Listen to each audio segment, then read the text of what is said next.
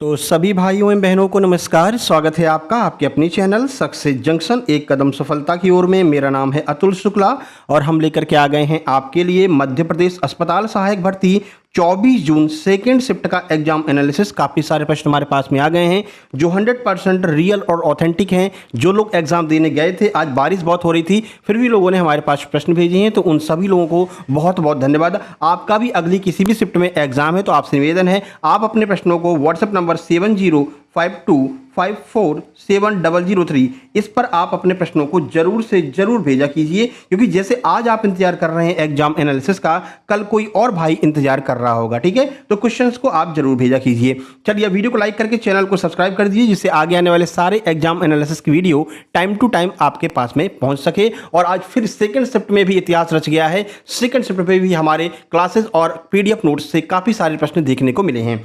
चलिए शुरुआत करते हैं। सबसे पहले जीके जीएस साइंस और आपका जो है क्या कहते हैं सामाजिक विज्ञान से इसकी शुरुआत करते हैं। देखिए, चलिए आइए देखते हैं आज का पहला प्रश्न, और ये बहुत ही बढ़िया प्रश्न है। ओजोन के बारे में हमने आपको बहुत डिटेल में पढ़ाया है, काफ़ी अच्छे से पढ़ाया है। वहाँ से प्रश्न बना कि भाई ओजोन परत में छिद्र सबसे पहले किस जगह पर देखा गया था। तो जिन लोगों ने हमारी लगातार क्लासेस ली होंगी उनको हमने बताया था भाई अंटार्कटिका में ओजोन परत पर सबसे पहले छिद्र देखा गया है। यहाँ पर कुछ वैज्ञानिक गए थे और वैज्ञानिकों ने जाकर के देखा कि ये जो ओजोन परत है, इस ओजोन परत में कहीं कहीं पर छोटे छोटे जो है छिद्र दिखाई दे रहे हैं। अच्छा, इससे होगा क्या, इससे क्या इफेक्ट पड़ेगा मानवों पर, आइए देख लेते हैं। पहले इसका आंसर आपको बताते हैं। सही आंसर ऑप्शन बी हो जाएगा, अंटार्कटिका में जो है ओजोन परत में छिद्र देखा गया है। किसने देखा है वो भी आइए बता देते हैं। तो ओजोन परत में सबसे पहला छिद्र अंटार्कटिका दक्षिणी ध्रुव के ऊपर वर्ष 1985 में देखा गया था। इसे ब्रिटिश अंटार्कटिका सर्वेक्षण के वैज्ञानिक जो फोरमैन और ब्रायन गार्डियर के और जोनाथन सैकलिन, इन लोगों ने इसको खोजा था। ठीक है, अब ओजोन छिद्र होने का कारण क्या है, आखिर ओजोन छिद्र हो रहा है तो क्यों हो रहा है और इसका क्या इफेक्ट पड़ सकता है, वो भी आइए देख लेते हैं। ओजोन छिद्र होने का कारण ओजोन परत का क्षरण मुख्य रूप से मानव निर्मित रसायनों के कारण हुआ है, जिसमें सबसे प्रमुख क्लोरोफ्लोरोकार्बन है। हमने आपसे कहा था कि भाई जो पर्यावरण है ये बहुत ज्यादा पूछा जा रहा है। एप्टेक ने पर्यावरण को फोकस कर लिया है, आगे के सभी एग्जाम में पर्यावरण पूछा जाएगा अच्छे खासे नंबर में। तो देखो होता क्या है कि ये हमारी ओजोन परत है और ये है सूरज। ठीक है, अब सूरज से रोशनी आती है, इसमें पराबैंगनी किरणें होती हैं जिनको ओजोन परत सोख लेती है और फिल्टर का काम करती है, और अच्छी जो रोशनी होती है वो हमारे पृथ्वी तक आती है। अब हम क्या कर रहे हैं, हम सीएफसी उत्पादन कर रहे हैं। सीएफसी मतलब जो हमारी रेफ्रिजरेटर होते हैं, जो हमारे एसी होते हैं, इनमें से क्लोरोफ्लोरोकार्बन, जो तुम फुसफुस करते हो ना, स्प्रे लगाते हो, उसमें भी सीएफसी भरी होती है। इसमें से क्या हो रहा है, क्लोरोफ्लोरोकार्बन निकल रही है। ये क्लोरोफ्लोरोकार्बन जाकर के कहां पर चिपक जा रही है, ओजोन परत में, यानी समताप मंडल में ओजोन परत है उसमें जाकर के चिपक जाती है, और चिपकने के बाद में धीरे धीरे ये ओजोन से क्रिया करके यहां पर छेद का निर्माण कर दे रही है। अब क्या होगा, अब सूरज की रोशनी आएगी तो, लेकिन अब ये फिल्टर नहीं कर पाएगा और सूरज की रोशनी पराबैंगनी किरणों सहित हमारे शरीर पर आकर के टच करेगी, लगेगी, और अगर ऐसा हुआ तो मानवों में स्किन कैंसर नामक भयानक बीमारी हो सकती है। और इसके अलावा जब ये समुद्र में जाती है तो समुद्र में जो छोटी छोटी घासें होती हैं जिनको डुगोंग गाय कहते हैं, डुगोंग एक प्राणी होता है समुद्र के अंदर जिसे हम समुद्री गाय कहते हैं, वो डुगोंग इन्हीं घासों को खाता है। तो वो जो घासें हैं उनको भी ये पराबैंगनी कीड़े नष्ट कर देगी, जिससे कि समुद्री जीवों पर भी बुरा असर पड़ने वाला है। तो ओजोन परत के बारे में आपको ये डिटेल में जानकारी मिल गई। आगे ओजोन परत से प्रश्न बनेगा तो आप इसे बड़ी आसानी से सॉल्व कर सकेंगे। ठीक है, और ये हमने पीडीएफ नोट्स में भी आपको बहुत अच्छे से समझा करके रखा है। पर्यावरण के 150 प्रश्न हमने अलग से आपको दिए हैं।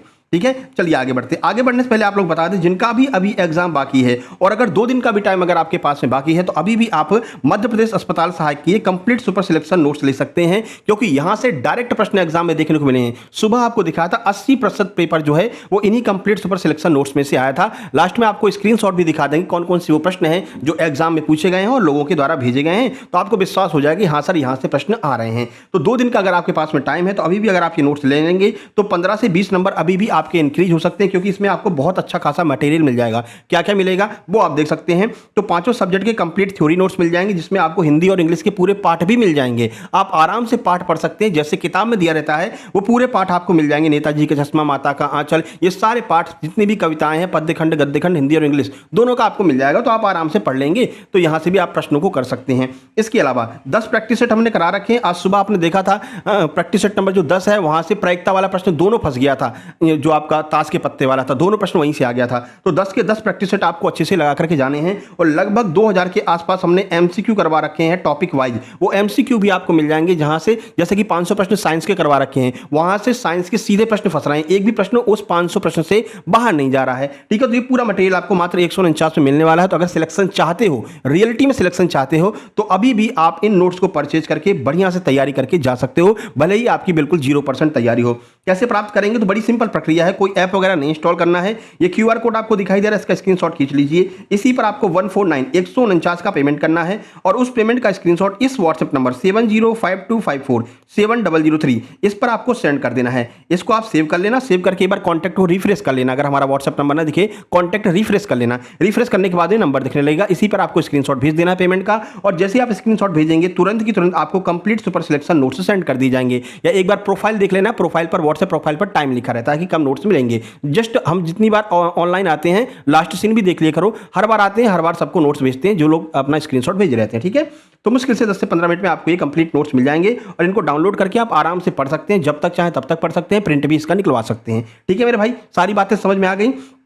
तो जल्दी से नोट्स लेकर एक कदम बढ़ा दीजिए। इस बार एक वैकेंसी आपको अपने हाथ में लेना है, चाहे कुछ भी हो जाए। तो अगर आपकी तैयारी नहीं है या तैयारी है पर कॉन्फिडेंस नहीं आ रहा है, तो शुक्ला सर के कंप्लीट सुपर सिलेक्शन नोट्स लेकर के आप अपनी तैयारी को और भी मजबूत कर सकते हैं। लास्ट में आपको स्क्रीनशॉट दिखा देंगे कहां से कैसे हमारे नोट्स हैं और कहां से प्रश्न आपको देखने को मिले हैं। चलिए आगे बढ़ते हैं। अगला प्रश्न है, अनुच्छेद 352 का संबंध पूछा गया। अनुच्छेद 352 का संबंध किससे? आर्टिकल से अच्छे प्रश्न आ रहे हैं। आर्टिकल के ऊपर आपको आज रात या फिर कल सुबह 6 बजे के आसपास से एक वीडियो मिल जाएगी, इंपॉर्टेंट आर्टिकल करवा देंगे, लगभग मान लीजिए 100 आर्टिकल करवा देंगे, उसी में से फंस जाया करेगा। ठीक है, सही आंसर हो जाएगा राष्ट्रीय आपातकाल। 352 आर्टिकल राष्ट्रीय आपातकाल से संबंधित है। देखिए, तो भारतीय संविधान का अनुच्छेद 352 राष्ट्रीय आपातकाल यानी इमरजेंसी से संबंधित है। यह केंद्र सरकार तथा राष्ट्रपति को देश की सुरक्षा के खतरे में डालने वाली असाधारण परिस्थितियों से निपटने की शक्ति देता है। 352 से जुड़ी कुछ महत्वपूर्ण बातें देख लीजिए, क्योंकि आपके एग्जाम में जो प्रश्न आ रहे हैं वो बढ़िया से, वो मतलब कि पूरा निष्कर्ष और ये सब बना करके दे रहे हैं, तो डिटेल में जानकारी होगी तभी आप प्रश्न को कर पाएंगे। इसीलिए हम एक एक प्रश्न को डिटेल में समझाते हैं, ठीक है, जिससे आप कहीं भी नहीं फंसो। चलिए, तो देखिए, यह आपातकाल 3 मुख्य परिस्थितियों में लगाया जाता है। पहला ये युद्ध के समय लगाया जाता है। अब आपसे पूछ लेंगे आर्टिकल 352 का प्रयोग इनमें से कहां पर नहीं किया जा सकता है या कहां पर किया जा सकता है, कौन कौन सी परिस्थिति में कर सकते हैं, तो कथन निष्कर्ष बना करके भी पूछ रहे हैं प्रश्न।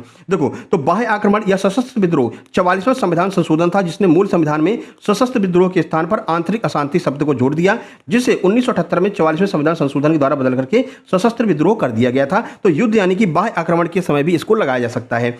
वहीं अगर घोषणा के क्षेत्र की बात करें, कहां पर इसकी घोषणा की जा सकती है, तो पूरे भारत के किसी भी हिस्से पर इसको लागू किया जा सकता है, यानी कि ये आर्टिकल 352 पूरे भारत में। अब जम्मू कश्मीर में भी ये लागू हो सकता है, क्योंकि जम्मू कश्मीर से आर्टिकल 370 को हटा दिया गया है, जम्मू कश्मीर पर भी ये आर्टिकल 352 अब लागू हो सकता है। ठीक है, चलिए आगे बढ़ते हैं। और एक प्रश्न ये भी किसी ने बताया कि सर ये पूछा गया था कि केंद्र और राज्य में संबंध का भी एक या तो आर्टिकल पूछा गया था या भाग पूछा गया था। अब एग्जैक्ट प्रश्न नहीं मिल पाया है, अगर ऐसा आपको याद हो, जो लोग देख रहे हैं, तो कमेंट बॉक्स में कमेंट कर देना, तो अगली वीडियो में वो प्रश्न भी ले लेंगे और इसके क्वेश्चंस को आर्टिकल की जो 100 प्रश्न बनाने वाले हैं उसमें शामिल कर देंगे। अगला, इनमें से कौन सा एक संघ सूची का विषय है? तो संघ सूची और राज्य सूची और समवर्ती सूची, तीनों सूची के बारे में आपको बहुत अच्छे से समझा रखा है, बहुत अच्छे से पीडीएफ में डिवाइड करके बता रखा है। तो जो रक्षा है, ऑप्शन में रक्षा दिया गया था, रक्षा जो है वो संघ सूची का विषय होता है। अच्छा, संघ सूची होती क्या है? तो संघ सूची के अंतर्गत ऐसे विषय आते हैं जिन पर अगर कोई कानून बनाएगा तो वो केवल संघ सरकार बना सकती है, केंद्र सरकार बना सकती है, उस पर और कोई नहीं बना सकता। अच्छा, राज्य सूची का क्या है? तो राज्य सूची के ऐसे विषय होते हैं जिन पर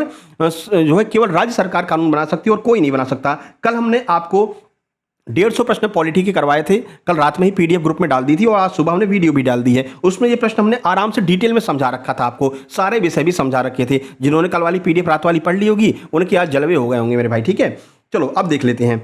तो भारतीय संविधान की संघ सूची में राष्ट्रीय महत्व के विषय शामिल है, जिस पर केवल केंद्र सरकार यानी कि संसद ही कानून बना सकती है। अच्छा, कौन कौन से वो विषय हैं? तो ये विषय हैं विदेशी मामले, बैंकिंग हो गया, मुद्रा हो गया, संचार हो गया, डाकतार हो गया, रक्षा संबंधी मामले हो गए, डिफेंस हो गया, रेलवे हो गया, परमाणु ऊर्जा हो गया। इन पर केवल जो है केंद्र सरकार ही कानून बना सकती है, राज्य सरकार नहीं बना सकती। अच्छा, तो सर राज्य सरकार किस पे बना सकती है? तो राज्य सरकार किस पे बनाएगी? कृषि हो गई, ठीक है, कृषि हो गई, पुलिस के मामले हो गए, इन पर कौन कानून बनाएगा? इन पर केंद्र सरकार राज्य सरकार बनाएगी। आज सुबह पुलिस वाला पूछ लिया था, सुबह वाला एग्जाम एनालिसिस देख लेना मेरे भाई, बहुत महत्वपूर्ण है सुबह वाला एग्जाम एनालिसिस, वहां पर भी डिटेल में हमने आपको कराया, ठीक है। और ऐसे विषय जिन पर दोनों सरकारें मिलकर के यानी कि संघ सरकार राज्य सरकार दोनों कानून बना सकती है, उसे समवर्ती सूची के अंतर्गत रखा गया है। और कल हमने पूरा डिवाइड करके बताया, इसमें 97 विषय हैं, इसमें 110 विषय हैं, 101 हैं, कब इसको कन्वर्ट किया गया, सब हमने कल बता रखा है। आज वहीं से प्रश्न आ गया है, ठीक है।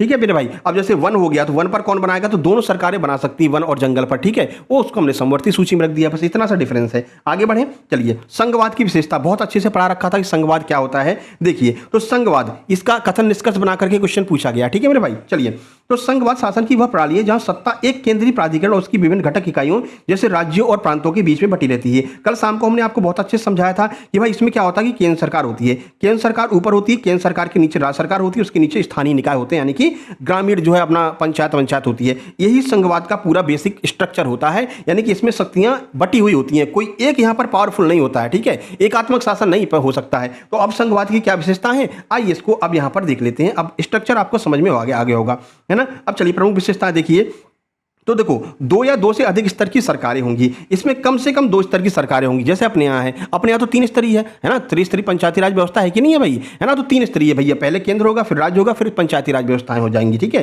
तो देखो, इसमें कम से कम 2 स्तर की सरकार केंद्र और राज्य होती है जो एक ही नागरिक समूह पर शासन करती है, लेकिन सबके अपने अपने अधिकार क्षेत्र अलग अलग होते हैं। अभी बता दिया आपको, सूचियों में बांटा गया है ना, केंद्र सूची, संघ सूची, राज्य सूची, समवर्ती सूची। तो ये भी संघवाद की विशेषता हो जाएगी।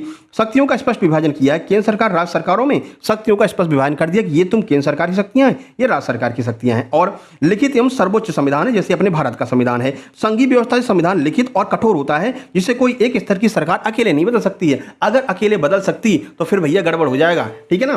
तो यहां पर देखो, अब किसी ने पेमेंट किया है तो अब वो थोड़ा सा आपको वेट करना पड़ेगा ना, इसको साइलेंट कर देते हैं, नहीं तो बार बार आपको डिस्टर्ब हो जाएगा। ये किसी ने पेमेंट किया है तो पेमेंट करने के बाद में थोड़ा सा वेट कर लिया करो मेरे भाई, है ना, क्योंकि हो सकता है क्लास भी चल रही हो।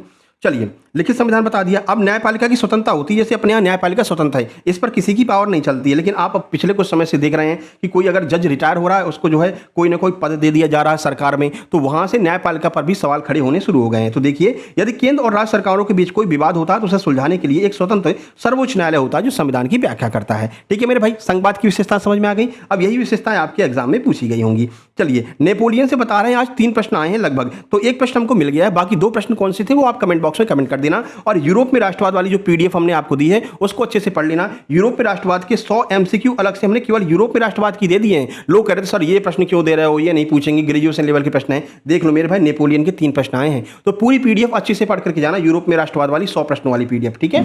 एमसीक्यू दिया है। तो नेपोलियन ने ना गिल्ड पर से प्रतिबंध हटा दिया था। अच्छा, ये गिल्ड क्या होता है, आइए समझा देते हैं। तो नेपोलियन द्वारा 1804 की नेपोलियन संहिता के माध्यम से शहरों में गिल्ड यानी कि व्यापारिक संघों के प्रतिबंधों को हटा दिया था। भाई नेपोलियन समझ गया, अगर व्यापार नहीं होगा तो कोई भी राष्ट्र हो, चाहे वो राष्ट्र हो या फिर राज्य हो, वो आगे नहीं बढ़ सकता है। अच्छा, व्यापार होगा कैसे, अगर बहुत सारे प्रतिबंध लगा दोगे तो व्यापारी आएंगे ही नहीं। तो नेपोलियन यहां पर चालाक था, नेपोलियन का व्यापार पे से अपन प्रतिबंध हटा देते हैं तो अपन को जो है अच्छे से अपना राज्य आगे बढ़ सकता है। तो इस कदम का उद्देश्य आर्थिक गतिविधियों को बढ़ावा देना था, मुक्त व्यापार को प्रोत्साहित करना, कारीगरों तथा व्यापारियों को पुराने सामंत बंधनों से मुक्त करना था। गिल्ड प्रतिबंध हटाने के मुख्य प्रभाव क्या हो गए, अब गिल्ड प्रतिबंध इसने हटा दिया तो उसके प्रभाव क्या पड़े, व्यापारियों की स्वतंत्रता हो गई। भाई बिचौलियों और स्थानीय संघों के नियंत्रण समाप्त होने से छोटे और जो व्यापारी थे वो स्वतंत्र रूप से व्यापार करने लगे, तो तरक्की होने लगी मेरे भाई। आर्थिक एकीकरण, एक समान कानून बन गया, एक साझा राष्ट्रीय मुद्दा, मानकीकृत वजन मार्ग प्रणाली हो गई। तो यहां से जो है आर्थिक एकीकरण भी हो गया, कोई भी अपने मनमानी नहीं कर सकता था, ठीक है। यही काम आकर के 1991 में किसने किया था, भारत ने किया था। और उस समय हमारे प्रधानमंत्री कौन थे, पीवी नरसिम्हा राव थे। वित्त मंत्री कौन थे, वित्त मंत्री डॉक्टर मनमोहन सिंह थे। तो भारत ने एलपीजी की पॉलिसी लागू करके और विदेशों की कंपनियों को भारत में आमंत्रित किया और भारत की कंपनियों को विदेशों में आमंत्रित किया, विदेशों में भेजा, जिससे कि पूरा आदान प्रदान चलने लगा। और आज भारत देखो कितने मतलब कि बहुत अच्छे लेवल पर पहुंच चुका है। अगर बंद इकोनॉमी होती तो फिर समस्या हो सकती थी, ठीक है। अब ये क्लोज इकोनॉमी, ओपन इकोनॉमी क्या होते हैं, बहुत अच्छे से आपको इकोनॉमिक्स वाली वीडियो में समझा चुके हैं और पीडीएफ भी आपको दे चुके हैं। अगला, संघवाद के अंतर्गत जीएसटी परिषद का गठन किस लिए किया जाता है, तो यह सहकारी संघवाद का उदाहरण हो जाएगा। जीएसटी परिषद का गठन कर रहे हैं तो क्यों कर रहे हैं, क्योंकि टैक्सेस का सही से बंटवारा हो सके। ऐसा ना हो कि भाई केंद्र के पास में सारे टैक्स पहुंच गए और ऐसा भी ना हो कि राज्य ही सारे टैक्स वसूल कर ले। तो यह सहकारी संघवाद का उदाहरण हो जाएगा जीएसटी परिषद। आइए देख लेते हैं। तो जीएसटी परिषद का मुख्य उद्देश्य केंद्र और राज्य सरकारों के बीच में कर संबंधी मामलों पर सामंजस्य बिठा करके सहकारी संघवाद को बढ़ावा देना है। यह एक ऐसा साझा मंच है जो वन नेशन वन टैक्स की भावना के तहत समान कर संरचना लागू करने का निर्णय लेता है। आप जानते हैं पहले बहुत सारे टैक्स होते थे, ये टैक्स वो टैक्स, हरियाणा से यूपी में आ रहे हैं तो अलग टैक्स, राजस्थान में जा रहा है अलग टैक्स, उन्होंने कहा आप कोई टैक्स नहीं, एक टैक्स होगा, one nation one tax, GST चलेगा। ठीक है, तो ये भी बहुत अच्छा हो सका अपने लिए।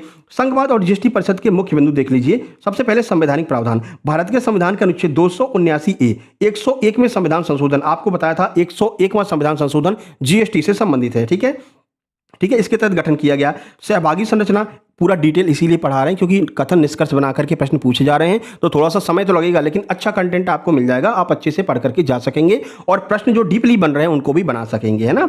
चलिए, तो इसमें केंद्र और सभी राज्यों के प्रतिनिधि, केंद्रीय वित्त मंत्री और राज्य वित्त मंत्री, ये सब लोग शामिल होते हैं और करों का बढ़िया से बंटवारा हो जाता है। समान निर्णय, इस परिषद में राज्यों की 2/3 और केंद्र सरकार की 1/3 वोटिंग शक्ति होती है जो केंद्र और राज्यों के बीच में वित्तीय संतुलन को मजबूत बनाती है।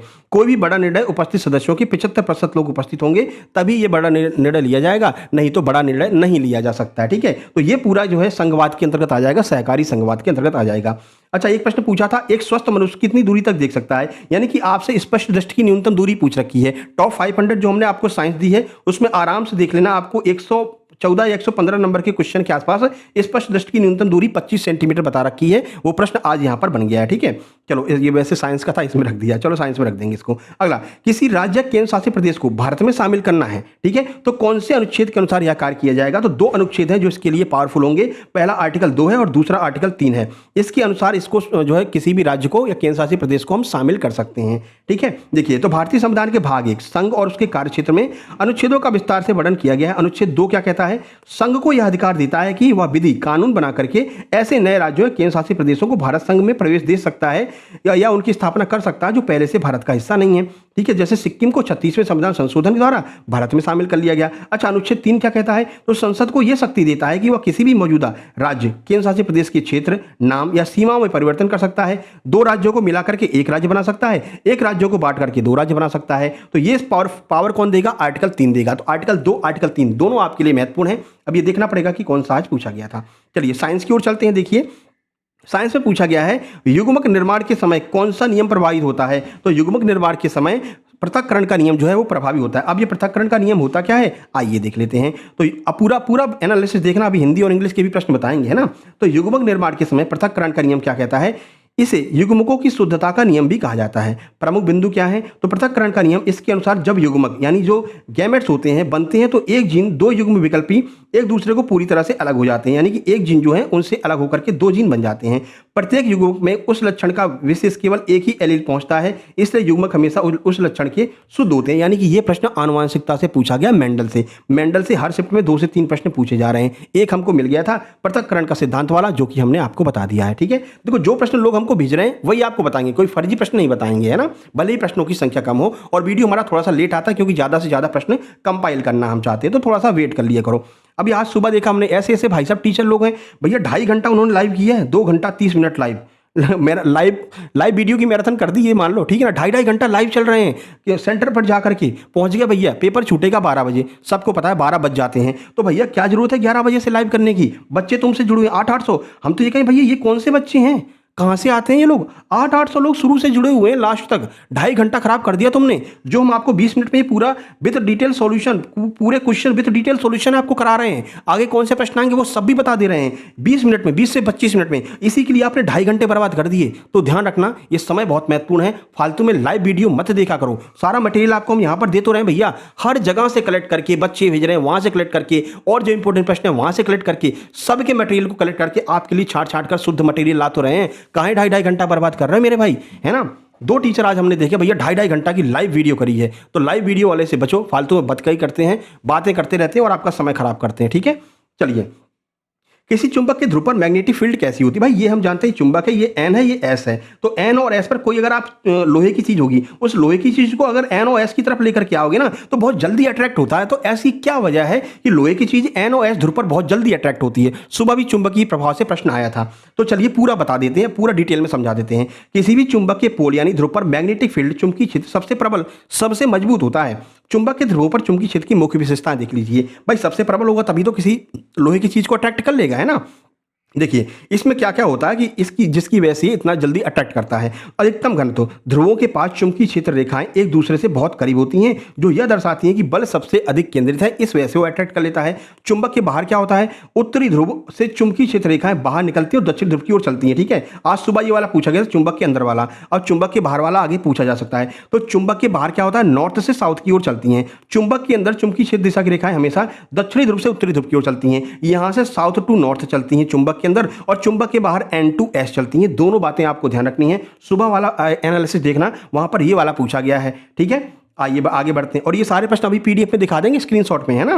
चलो, कौन सा वह जीव है जिसका अगर कोई अंग कट जाए तो वो पुनः अपना निर्माण कर सकता है, पुनः उस अंग को बना सकता है, पुनः जीवित हो सकता है भैया? कौन है? तो ये एक्सोलोटल है, और प्लेनेरिया जो फ्लैटवॉर्म होते हैं, अगर इनका कोई अंग कट जाए तो ये फिर से अपने आप को बना लेते हैं। और कौन कौन से जीव हैं, आइए उनको देख लेते हैं। सबसे पहले हम बात करेंगे एक्सोलोटल की। ये क्या है? तो ये प्लेनेरियन प्लेटफॉर्म होते हैं, ऐसे जीव हैं जिनका कोई भी अंग कट जाए तो वह पुनः उसे पूरी तरह से बना सकते हैं। इसके अलावा स्टारफिश, सैलामेंडर, एक मिनट भैया, साइलेंट तो किया था, फिर क्या हो गया? ये इसकी आवाज़ और स्लो कर देते हैं ना, अब एनालिसिस करा रहे हैं तो बार बार मैसेज आ रहा है। ठीक है, तो स्टारफिश भी इनमें से ही आ जाती है। अब देखो एक्सोलोटल की बात करेंगे तो यह मैक्सिकन सैलामेंडर प्रजाति का जीव है। यह अपने कटे हुए अंग, रीढ़ की हड्डी, दिल और यहाँ तक कि दिमाग का हिस्सा भी दोबारा उगा सकता है भैया, ऐसा अपने पास भी होना चाहिए। अगला है प्लेनेरियम प्लेटफॉर्म, यही ऑप्शन में दिया गया था। यदि इस चपटे कृमि की कई टुकड़े भी कर दिए जाएं तो प्रत्येक कटा हुआ टुकड़ा एक नए और पूर्ण जीव में विकसित हो जाएगा। तो प्लेनेरिया आपके ऑप्शन में दिया गया था, यही आपका आंसर हो जाएगा।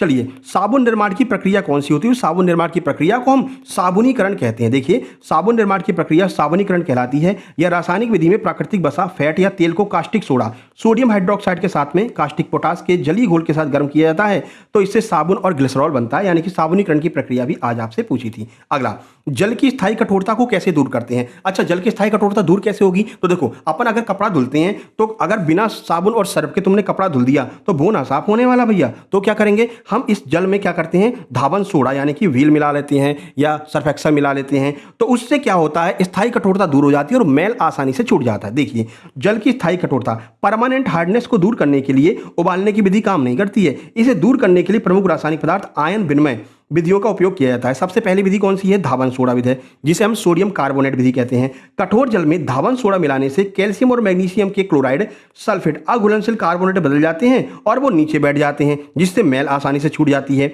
अगला, आयन विनिमय विधि क्या होती है? इस आधुनिक विधि में जल को रेजिन से गुजारा जाता है और कैल्शियम मैग्नीशियम आयनों को सोख करके उन्हें सोडियम आयनों में बदल दिया जाता है। जैसे आपने ड्राई वॉशिंग सुनी होगी ना, अपने कोट वोट को कैसे मतलब धुलवाते हो, तो ड्राई वॉशिंग करवाते हो, है ना, तो ड्राई क्लीनिंग कहते हैं उसको, सॉरी ड्राई क्लीनिंग कहते हैं, है ना। तो वो ये वाली विधि हो जाती है, उससे भी जो है मतलब कि ड्राई क्लीनिंग हो सकती है।